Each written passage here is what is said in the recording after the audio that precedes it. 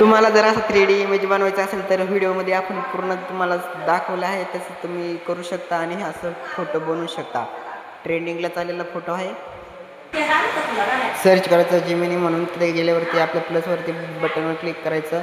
तिथं आपला एक फोटो असेल तो अपलोड करायचा. अपलोड केल्याच्यानंतर आपण जे फोटोला बॅकग्राऊंड चेंज करण्यासाठी जे डिस्क्रिप्शन लागते ते आपण कमेंटमध्ये दिलेलं आहे. तुम्ही तिथे कॉपी करून पेस्ट करू शकता आणि आपण सेंड करायचं. सेंड केल्याच्यानंतर ते थोडे वेळ 5 सेकंद वेट करायचं. तिथं 5 सेकंद वेट केल्याच्यानंतर तो फोटो जनरेट होईल. जनरेट झाल्याच्यानंतर सेव्ह करा आणि पोस्ट करू शकता. हे बघा आता सध्या बस 1 सेकंड म्हणता येते. आता जनरेट चाललं इमेज हो राहिली म्हणजे इमेज तयार.